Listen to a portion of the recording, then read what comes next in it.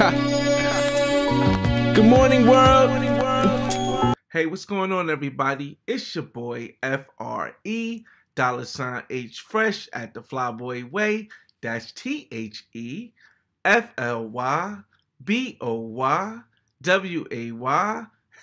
Don't ask why. Just check out the channel. And welcome back to the Black Man's Guide to World Travel. As many of you already know, I've already been to Quintana Roo, which includes Tulum, and I've done the Black Man's Guide to Tulum. With time, things start to change, especially with this pandemic finally coming to an end, or seeming so. So I decided to add a new section to the Black Man's Guide to World Travel called Footnotes. In these footnotes, every time I visit a place that I've been already, I'm going to give you an update on the year that I went. So this is going to be Footnotes Tulum 2022. For this trip, I flew out of Miami Beach to Cancun and from Cancun back to Miami Beach. The flight with baggage was in total only $236.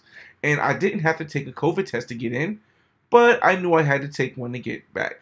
So I called my Airbnb host, and they told me that there was a station right next to the Airbnb where I could take the test to get back.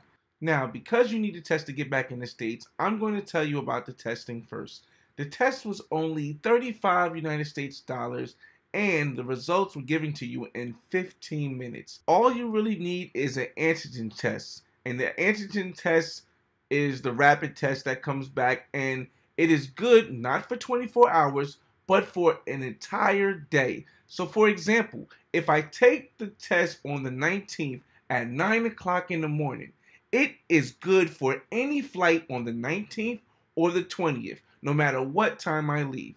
When it comes to the Airbnb, I stayed in a prime location downtown by Highway 307 or Main Street, Tulum. Now, in Tulum, there are two different parts that you can stay in. The first is close to the beach.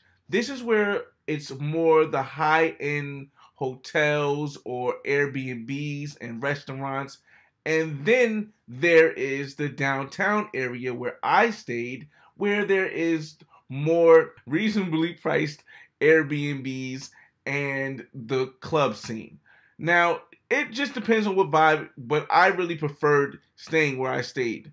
And the total for my Airbnb, and I'll put the link in the description, cost $460 for basically 2 nights. Now, while there are many different activities you can do through Airbnb experiences or through Travelocity, or you can go to the different vendors that'll be on the main strip downtown Tulum and purchase one there, like going to the cenotes or going nature walks. You know, Tulum is mostly everything nature. While there's a lot of activities to do, this trip was just for the turn up. So a lot of this footnotes is going to be about the parties, the bars, different restaurants we went to, and the women. Now, there are a lot of good restaurants on the 307 Main Street of Tulum.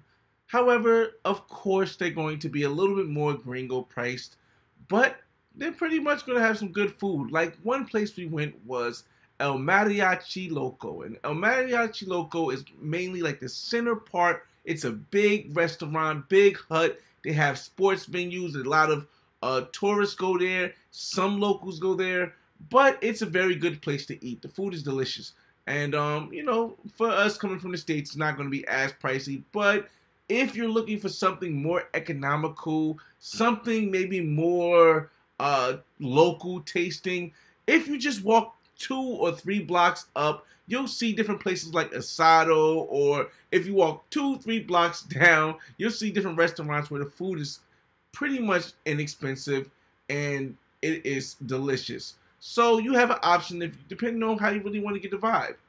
Also, if you're trying to get souvenirs, there is a park, and the park is basically around the center part where the municipal building is in Tulum, off the main strip, and around that area you can get almost everything, electronics, if you want to get souvenirs, and it's not going to be too expensive like if you get it off the main strip. Now, if you really want to go to a place that has a showcase and a different artists, different singers, different dancers, tribal gear, or something where the food is more luxurious, well, then you got to take a ride to the other side of Tulum by the beach.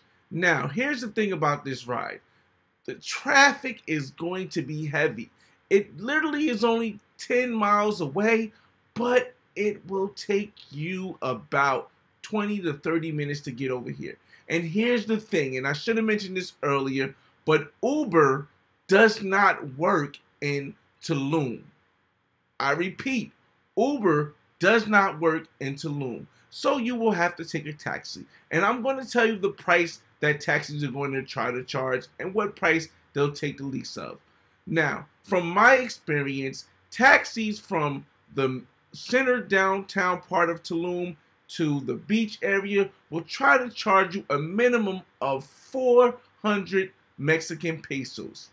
However, some will go up to 600 Mexican pesos. And 400 Mexican pesos is about $20. Now, coming back from the beach area, this is when they're going to hit you. You are probably going to have a hard time, especially if it's at nighttime, getting a cab from anywhere less than 500 Mexican pesos. So if you see somebody that says 5 or 6, maybe just take them just to get back to the other side. Now, one of the most known places that people go is Tulum Beach Club. Now, it is also a restaurant, so you have to be cautious of what time you get there. If you get there between 2 p.m. and 6 p.m., you'll be able to see the show and the craziness that happens in Tulum Beach Club. However, if you get there at night around 7 or 8, maybe even 9, the beach club usually closes and the restaurant is open. Now, the restaurant isn't as wild and crazy as the beach club, but sometimes it can get that way. I will tell you this about the prices. It's a lot more expensive than what you would think it would be in Tulum. We ordered, just me, myself, and Big Boss ordered about 2 meals and a couple drinks for the ladies we were with, and it cost about 350 USD. Yes, I know that sounds super expensive. Is it worth it? It's up to you, but I felt as though for a first experience, it was worth it. Would I do it again? Not so much, because there are so many other clubs and restaurants down there that are just as much as a great experience. And I'll put some of the names in the description because I can't remember them off top. Now, I don't know if it was the night that we went, but this place seemed more like a EDM and dance club restaurant or bar or discotheque, but it was on the beach. And here's the thing that really got me interested. The variety of women from all over the world was spectacular. I mean, Egypt, Brazil, Germany, France, and they were super friendly. Shoot, there was even one that was a little bit too friendly to Big Boss, even though she was with her man. I thought it was going to be a situation, but he didn't seem to care either. So, yeah. But the even funnier thing is that it's literally right next to a hostel. So you're going to get a lot of different travelers of all different budgets. I will say this, though. The price to get in was about $50, I believe, each person, or $39 each person. I'm not completely sure, but it wasn't really relatively a lot for us coming from the States. It may be a lot for the locals, so there weren't really any locals seemingly there, even though I found out the club by a local.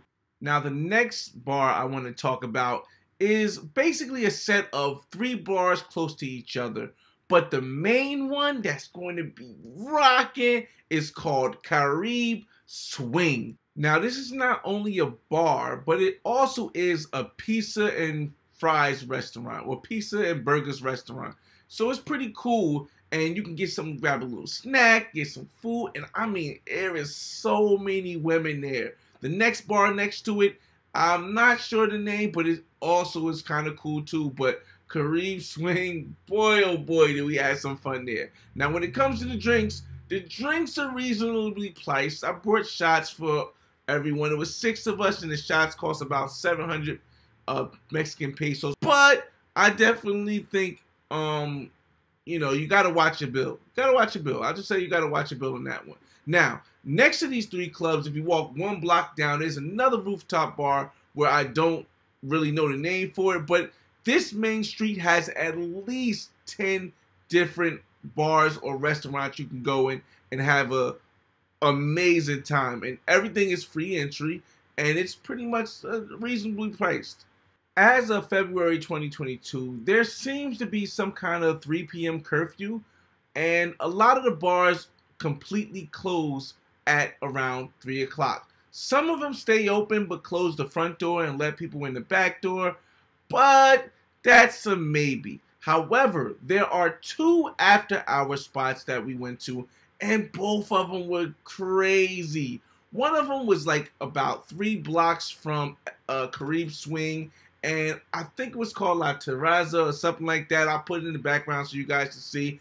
And it was basically an eclectic group of people, mostly tourists and, you know, from other countries. But it was a pretty good vibe. Now, the other after-hour spot is more where the locals are at. This one costs 100 Mexican pesos to get in. The first one was free, and it actually comes free with a drink. They hand you bands to get inside with a shot. The shot is nothing strong, but hey, it's free. Now, the other one that costs 100 Mexican pesos to get in, this is where you're going to meet the locals.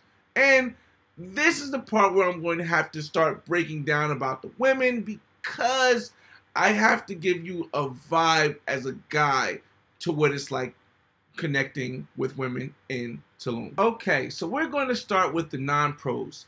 In Tulum, it is going to be more likely that you can connect with a woman who's either from the States or from another country and possibly get to know them. Hey yo, what's going on, y'all? It's your boy FRE, $H Fresh at the Flyboy Way, all platforms. I know y'all looking like, hey yo, what is Flyboy doing? I know there's another part to these videos. Yes, but unfortunately I had to put them behind the paywall because my #1 video, The Black Man's Got to Cartagena, was taken off. And you guys know when I like to tell a story, I like to tell a story the way it is. I don't like to hold stuff back that others may find offensive. And unfortunately, we cannot do that anymore on most platforms. So until I create my website, I had to put all of the rest of the guides that you're going to see in the full version behind the membership. Eventually, I will create a website, and it will be free just for the guides. I have about 12 different guides right now, or 15 different guides right now. I don't know, a lot. So you can subscribe to the membership. I made it only $5 because I think that stops it from being a major issue with YouTube. It's, I guess, something that we kind of worked out. But I hope you guys enjoyed this, and I hope this helped you. That's the reason why I made these videos PG and put them back on for the whole public to see, because I think with information comes safety. And if you get the information, it can help you stay safe when you travel the world. It's your boy FRE, $H Fresh at the Flyboy Way. That's THEFLYBOYWAY.